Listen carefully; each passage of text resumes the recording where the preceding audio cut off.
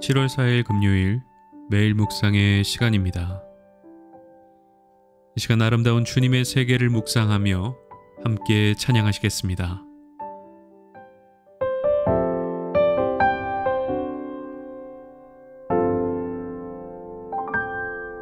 참 아름다운 곳이라 주님의 세계는 정말로 내가 나갔고 솔직할 수 있는 곳, 조금이라도 내 의란 말할 수 없는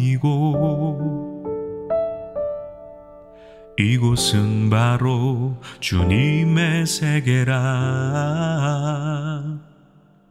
세상은 항상 말하네 그 길이 아니라고. 곱디고 온 길이 있는데 왜 힘들게 사냐고. 단순한 선택조차 내게 버겁기만 한 곳, 그래도 나는 주님만 따르리. 참 아름다워라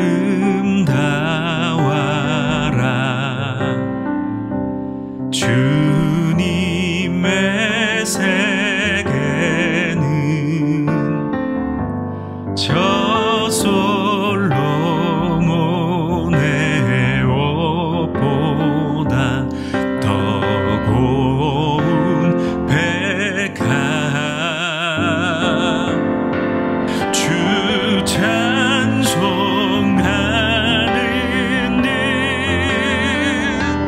저 맑은 새소리, 내 아버지의 지으신 그 솜씨 깊도다. 더 깊도다.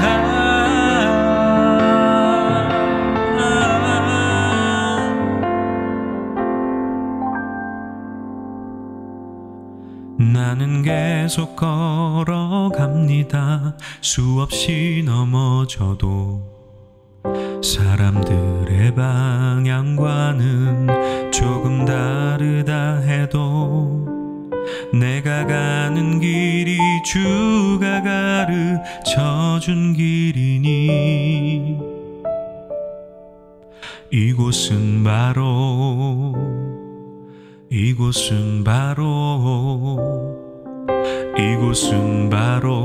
주님의 세계라.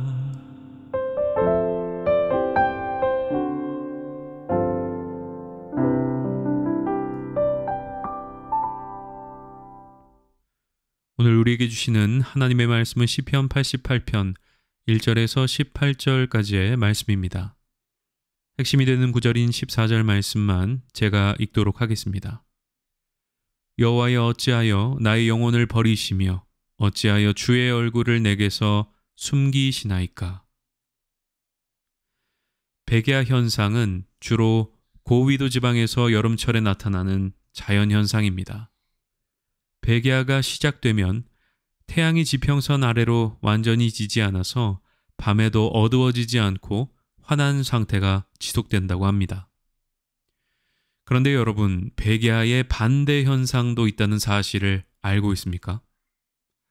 낮이 되도록 해가 떠오르지 않는 현상, 이것을 극야라고 부릅니다.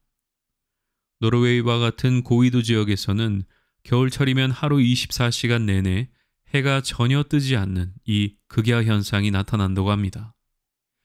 그런데 여러분, 해가 뜨지 않고 어두운 밤만 계속해서 이어진다면 어떨 것 같습니까? 생활이 불편한 것은 둘째치고 계속되는 어둠으로 심리적인 어려움을 겪게 되지 않을까요? 실제 이 극야 현상이 일어나는 지방에서 생활하는 사람들은 생활 리듬이 무너지고 햇빛 부족으로 인해 우울증을 겪게 되기도 한다고 보고되고 있습니다. 밤의 정취를 좋아하는 사람들도 있지만 이 밤이 끝도 없이 이어진다면 이렇게 누구나가 다 힘들 것입니다. 우리가 고난의 긴 터널을 지나는 것 같은 순간도 아마 이와 마찬가지의 심정일 것입니다. 이제는 출구가 보일 것 같은 그런 순간에도 한 줄기 빛도 보이지 않고 계속 어둠 속에 갇혀 있는 것 같은 느낌이 든다면 더더욱 낙심하고 절망하게 될 것입니다. 오늘 본문 속 시인의 심정이 딱 이와 같았습니다. 시편 88편은 시편 전체에서 가장 어두운 시편으로 불리는 시입니다. 대부분의 탄식시는 그래도 마지막에 소망과 감사로 마무리가 되지만 이 시는 주는 사랑하는 자와 친구를 멀리 떠나게 하시며 내가 아는 자를 흑암에 두셨나이다 라는 고백으로 끝이 납니다. 어둠으로 시작해 어둠으로 끝나고 있는 것입니다. 시인은 지금 티끌만한 감사도 좁쌀만한 소망도 품지 못하고 있습니다. 시인의 삶이 얼마나 큰 고통 속에 있는지 감히 짐작하기도 어렵습니다. 여러분에게도 이런 시련의 순간이 찾아왔던 적이 있었습니까? 아니면 지금이 그 긴 터널을 지나고 있는 순간처럼 느껴지십니까? 그 시간이 너무 고통스러운 나머지 일어날 수도 없고 기도도 할 수 없는 그러한 때를 지나고 있지는 않으십니까? 혹 지금이 아니더라도 우리의 삶에 이러한 순간을 맞닥뜨리게 된다면 여러분 우리는 어떻게 해야 하는 것일까요? 시인은 이렇게 아무런 소망이 보이지 않는 긴 어둠의 순간에도 하나님을 내 구원의 하나님이라 부르며 그 앞으로 나아갔습니다.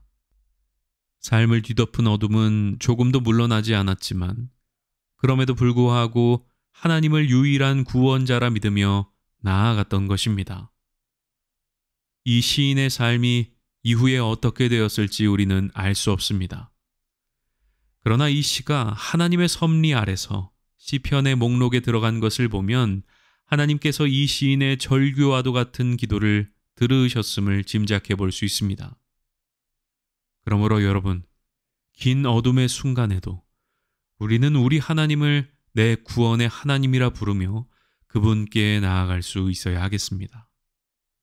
그럴 때 하나님께서 우리의 인생의 어둠을 물러가게 할 찬란한 새벽빛을 비춰 주실 줄로 믿습니다. 복음서에는 이런 긴 어둠의 터널을 지난 또 한 사람의 이야기가 기록되어 있습니다.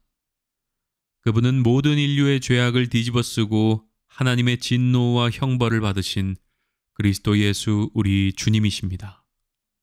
예수님께서 짊어지셨던 형벌의 고통은 세상 어떤 말로도 형용할 수 없는 고통이었습니다.